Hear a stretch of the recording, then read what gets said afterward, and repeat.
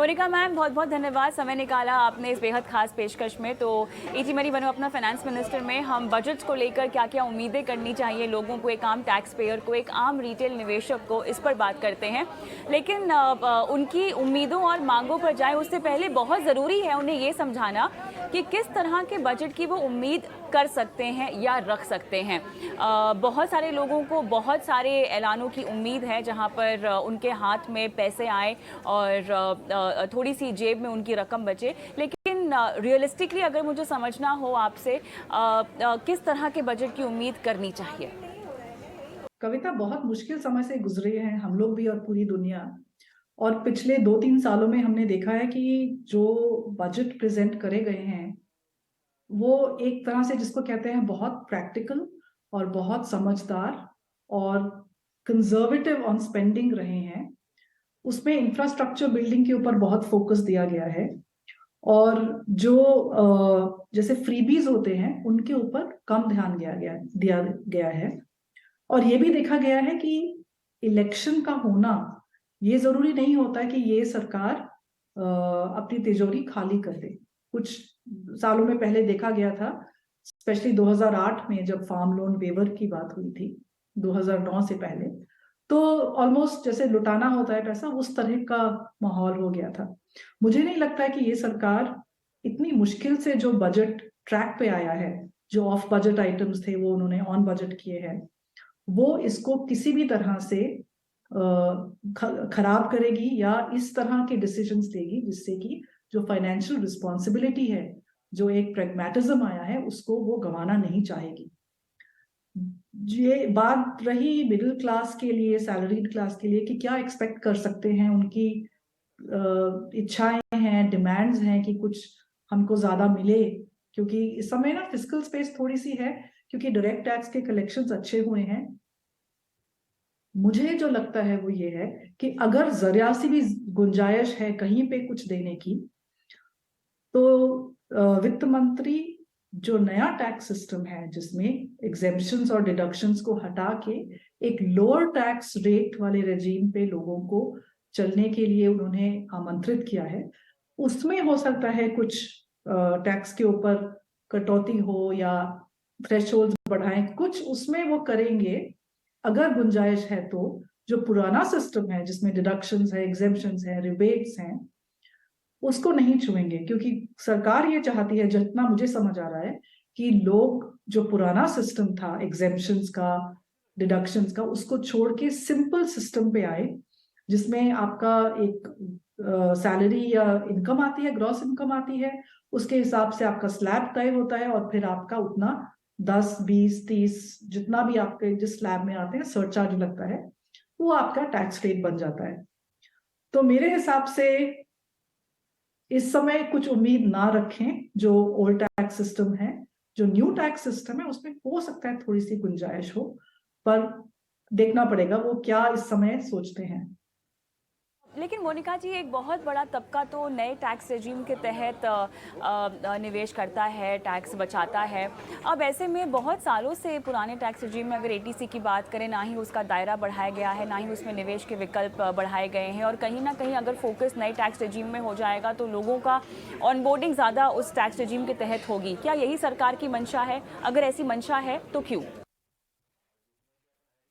कविता, वो टाइम अलग था जब जो हम लोग बचत करते थे वो सिर्फ टैक्स सेविंग के लिए करते थे। पहले 70,000 होता था उसका लिमिट, फिर अब 1.5 लाख हो गया है, एनपीएस जोड़े तो 2 लाख हो गया है।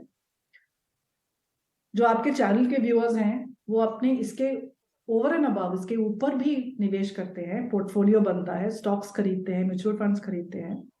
तो जो इन्वेस्टिंग कैपेसिटी है एक लो मिडिल इनकम कंट्री की, भारत का दर्जा पुअर कंट्री से लो मिडिल इनकम कंट्री का हो गया है, वो बहुत फर्क होता है जो पहले का माहौल था उससे।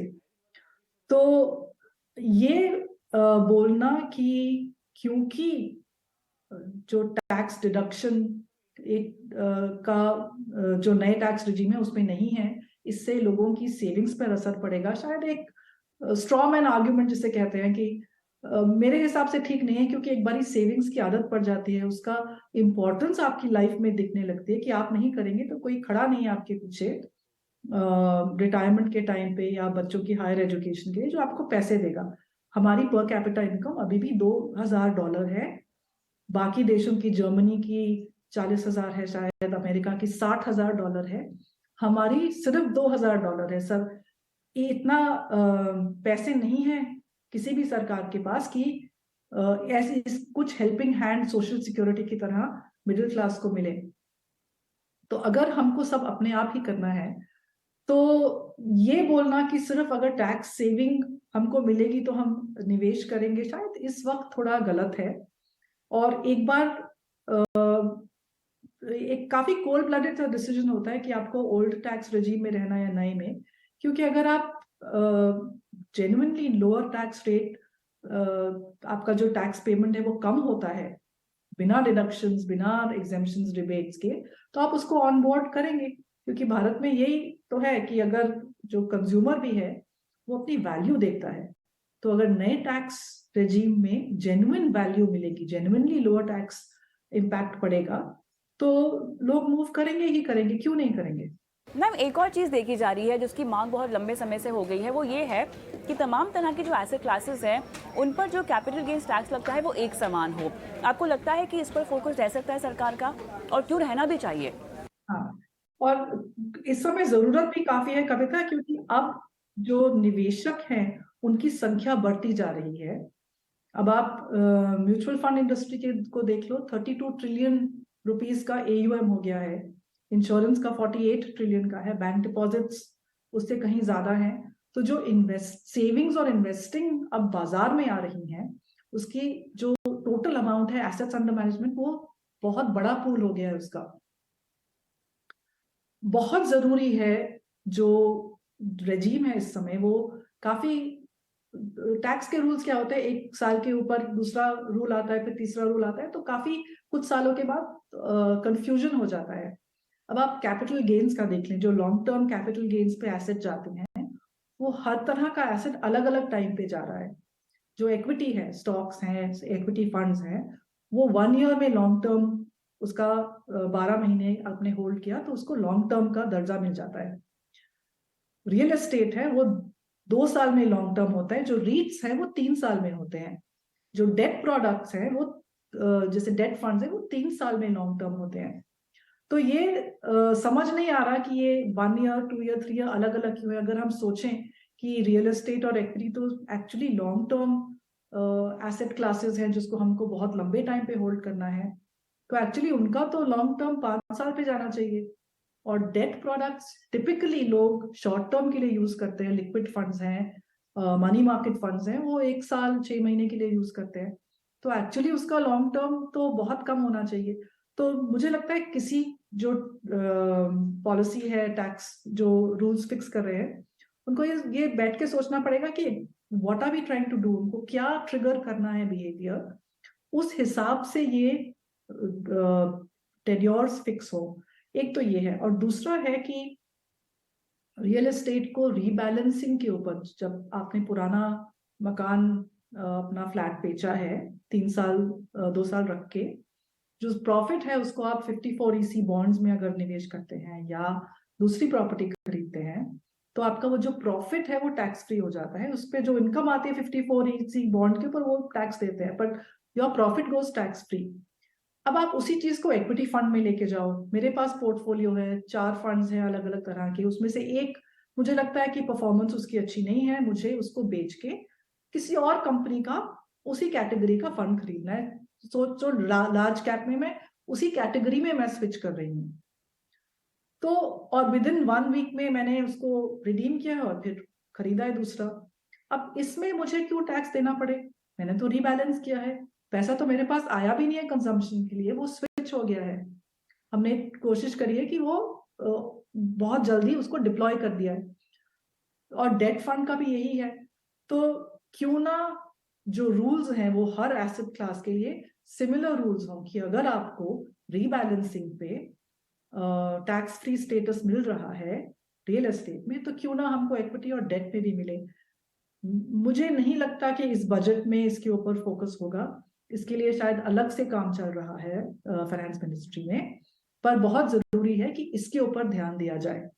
और एक जो शायद इस बार करें चाहे ना करें, एक equity fund of funds product होता है कि आपने एक फंड हाउस के थ्रू खरीदा है, और टिपिकली जो ओवरसीज फंड्स होते हैं वो वहां पे जाके ईटीएफ खरीदते हैं।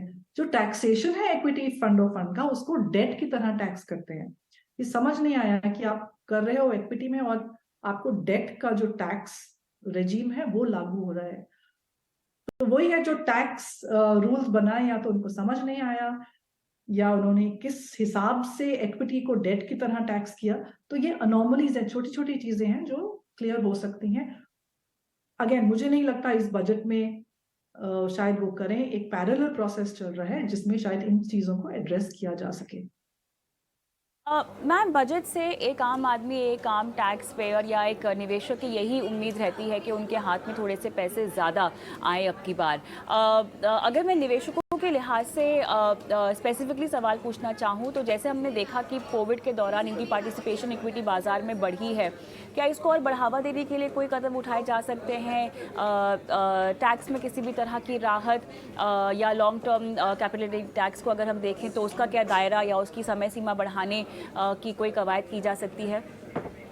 कविता, एक तो ऑनबोर्डिंग इतना मुश्किल होता है। अगर आपको किसी पॉन्जी स्कीम में निवेश करना है तो वो आपके पास फोन कर करके आपके घर आके पेपर वर्क करा के सब कुछ करा देंगे। जो केवाईसी का प्रोसेस है उसी में कितना टाइम लग जाता है लोगों को समझने में। तो अब एटलीस्ट म्यूचुअल फंड्स में स्ट्रीमलाइन हो गया है कि आपने एक बार करा लिया केवाईसी तो आप बाकी चीजों पे निवेश कर सकते हैं। पर आप जब बैंक में अकाउंट खोलने जाते हैं तो हर बैंक में नया केवाईसी होता है। और अगर एक बार आपने फाइनेंशियल सेक्टर में ऑनबोर्डिंग के लिए केवाईसी कर लिया, ऐसी केवाईसी हो गया है, तो ये बार बार हर 2 साल 5 साल में, एक तो ये जो इरिटेशन है, जो हैरेसमेंट है केवाईसी का, किसी भी टैक्स ब्रेक से ज्यादा मुझे लगता है ये डेटरेंट होता है फॉर्मल फाइनेंशियल सेक्टर में घुसने के लिए, कि ये बार बार वही चीज, बार बार वही पेपर वर्क कितनी बारी कराएंगे ये लोग। हर टाइम कुछ 2 साल में आपका ये केवाईसी दोबारा करिए। तो एक तो उसको स्ट्रीमलाइन करना बहुत जरूरी है। और दूसरी बात यह है, जो निवेशक है वो अपने रिटर्न्स भी देख रहा है। तो फिर मुझे उसी बात पे आते हैं कि जो एक सिस्टम है टैक्स रेजीम का, उसको सिंप्लीफाई करने की जरूरत है। जो टैक्स रेट है उसको रैशनलाइज करने की जरूरत है डिफरेंट इक्विटी क्लासेस में। और जहां तक ये है कि जो इक्विटी निवेशक है वो, जब अरुण जेटली जी ने 0 से 10% करा था tax rate long term capital gains का, तब ये सोचा गया था कि शायद इसकी वजह से इक्विटी मार्केट्स बिल्कुल खत्म हो जाएंगे। ऐसे नहीं होता है। निवेश के लिए तो मतलब पूरी जिंदगी सब निवेश करते हैं इक्विटी में। ऐसे नहीं है कि 10% टैक्स लगा तो सब चले जाएंगे। वो अपना रिटर्न भी देख रहे हैं। लॉन्ग टर्म सेंसेक्स का या निफ्टी का, जो अगर हम long term annual rate of growth देखें, वो 14-14.5% आता है। उसके प्रॉफिट पे अगर किसी ने 10% दे दिया है तो उसका रिटर्न कंपेयर नहीं कर सकते हो कि बैंक डिपॉजिट जितना कम मिलेगा। तो लोग ये कैलकुलेशंस करते हैं, और एक रीजनेबल टैक्स रेट देने में अगर चलता रहेगा वो टैक्स रेट, तो मुझे नहीं लगता कि मार्केट्स पे कुछ असर पड़ेगा या लोग निवेश करना बंद कर देंगे। आप सोचो कहाँ करेंगे फिर निवेश? टैक्स तो हर जगह ही देना पड़ेगा। तो ये सब बातें कविता जी, कि ये एक नीजर्क रिएक्शन होता है कि देखो मार्केट खत्म हो गया। मार्केट खत्म नहीं होता है।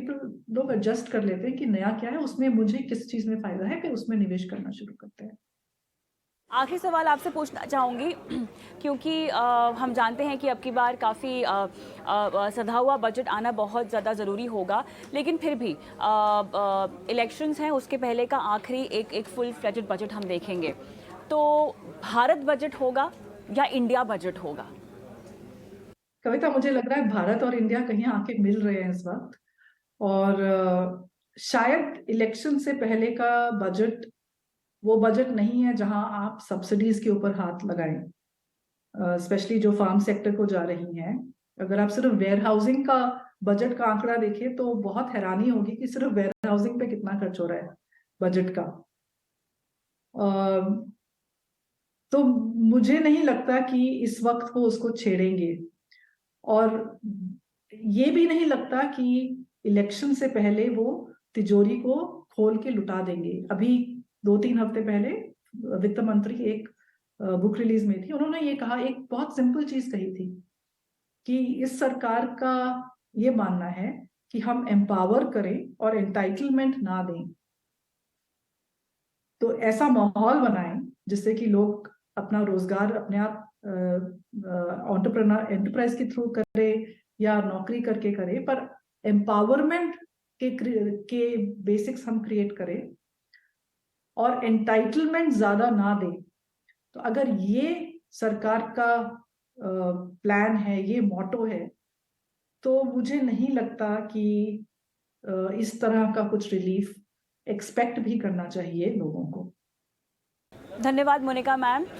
जब भी आप आती हैं बहुत कुछ सीखने को मिलता है आपसे और दर्शकों को भी काफ़ी क्लैरिटी मिलती है, लेकिन बजट के इस खास शो पर हमसे विस्तार से बात करने के लिए आपका बहुत बहुत धन्यवाद।